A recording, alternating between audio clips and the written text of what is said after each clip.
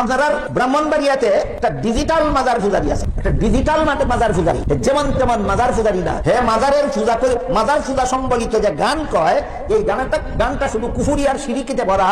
আর কয় ওলিদের শান কয় গান আর নাম ধরে ওলিয়া উলিয়ার শান। এই জন্য আমি এটাকে উপাধি দিছি বাউল সম্রাট। একজন বৈশিষ্ট্য আলেম যার কওমি অঙ্গনে খুব নাম সুনাম, তার একদম আকাশচম্বী। তো এরকম একটা বৈশিষ্ট্য মানুষ, তার মুখের ভাষা এমনটা হবে সেটা আমরা কখনো আশা করি নাই। আপনার মতো লোক ভদ্র ভাষায় কথা বলবেন, আপনি মুরব্বী হয়েছেন, বয়স হয়েছে, মুখের দাড়ি আপনার চুল দাড়ি পাকছে, আপনি তো একটু চিন্তা ভাবনা করে কথা বলবেন। আপনার মতো লোক এমন অভদ্র ভাষায় এইভাবে কথাবার্তা বলা, এগুলো কিন্তু মোটেও কাম্য না। এটা আপনার সাথে যায় না, মানায় না। আপনি যে বললেন তাহির সাহেব ডিজিটাল মাজার পূজারি, আচ্ছা আপনি একটা রেফারেন্স দিতে পারবেন যে উনি মাজার পূজা করেছে? এই যে মাজার পূজারি বলে আপনি ওনাকে ছোট করার জন্য, সমাজের চোখে, যুবকদের চোখে, মানুষের চোখে ছোট করার জন্য আপনি যে ওনাকে একটা লকব দিলেন মাজার পূজারি, ডিজিটাল মাজার পূজারি, আপনি যে বললেন উনি কখন মাজার পূজা করেছে আপনি দেখাইতে পারবেন? বলতে পারবেন? উনি যদি মাজার পূজা না করে থাকে, আপনি যে ওনার বিরুদ্ধে মিথ্যা তুহমত দিয়েছেন, কি হবে বলেন তো? উনি যদি মাজার পূজা না করে থাকে তাহলে রিটার্ন কিন্তু এটা আপনার উপরে আসবে। উনি পূজারি না হলে আপনি পূজারি। উনি তো মাজার পূজা করে না, উনি মাজারের পক্ষের লোক, উনি জিয়ারতের পক্ষের লোক। উনি মাজার শরীফ জিয়ারত করেন এবং মাজার শরীফ জিয়ারত করা যুবকদেরকে তিনি ইন্সপায়ার করেন যে মাজার শরীফ জিয়ারত করো, কারণ মাজার শরীফ জিয়ারত করলে আত্মার মধ্যে শান্তি পায়, আত্মতৃপ্তি মিলে, মানুষের হৃদয়, অশান্ত হৃদয়টা শান্ত হয়। মাজার শরীফে আপনি যান নাই তো কখনো, আপনি বুঝবেন কি করে? যে কখনো কোনোদিন মিষ্টি খায় নাই তাকে আপনি মিষ্টি বুঝাইতে পারবেন মিষ্টি কেমন? যে খেয়েছে তাকে বুঝাইতে পারবেন যে এটা কেমন। অতএব আপনি কোনোদিন কখনো মাজার শরীফে যান না, তাহলে আপনি মাজার শরীফ সম্পর্কে আপনার অভিজ্ঞতা থাকবে কি করে?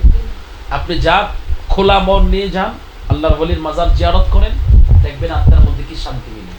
আপনি তো ওই শান্তি আপনার মধ্যে নাই, না থাকার কারণেই তো আপনি মুরব্বী হয়েছেন, কিন্তু আপনার মুখের জবানের ভাষা ঠিক নাই, ভাষার সৌন্দর্য নাই। একটা পোলাপানে কথা বললে সেটা মানানসই হয়। আপনার মতো মুরব্বী মানুষ এই সমস্ত কথাবার্তা করলে কি এটা যায় আপনার সাথে? এই সমস্ত কথা আপনার সাথে যায়?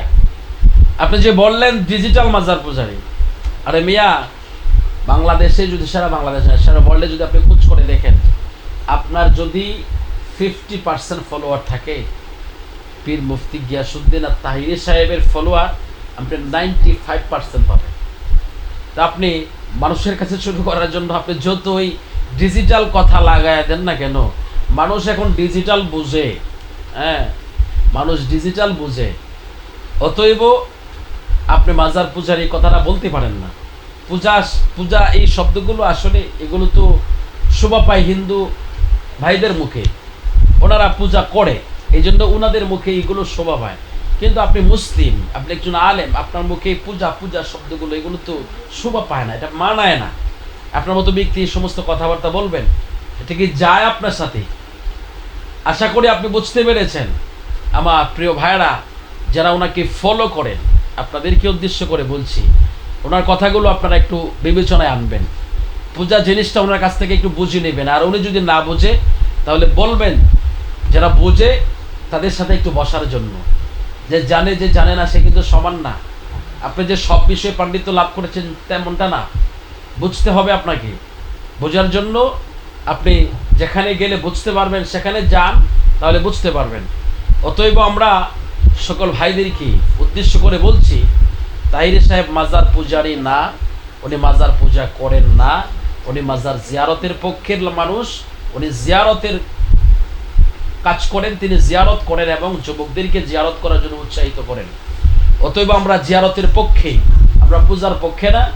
যাদের আপনি খোঁজ করে দেখতে পারেন, হয়তো তাদের নসলে এরকম হতে পারে, আমি শিওর না, আমি অবশ্যই হয়ে বলতে পারবো না, হতে পারে তাদের নসলটা টান দিলে হতে পারে তাদের পূর্বপুরুষটা এরকম হিন্দু ব্রাহ্মণদের ঘরে তাদের জন্ম হতে পারে, এটা আমি শিওর বলতে পারতেছি না। কারণ যেহেতু পূজা শব্দটা তাদের মুখ দিয়ে বের হয়, এমনটাও হতে পারে। হলেও কাজে আমরা এই সমস্ত কথা থেকে, এই সমস্ত কাজ থেকে আমরা যেন দূরে থাকি। আপনার মতো বৈশিষ্ট্য মানুষ হিংসাত্মক কথা কেন বলবেন? আপনি এমন কিছু আলোচনা করেন যে আলোচনার দ্বারা যুবকদের লাইফস্টাইল চেঞ্জ হয়, একটু পরিবর্তন আসে, সমাজের মধ্যে শান্তি আসে, শৃঙ্খলা বজায় থাকে।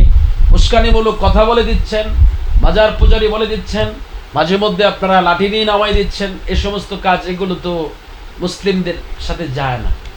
আশা করি সকলের উপকারে আসবে।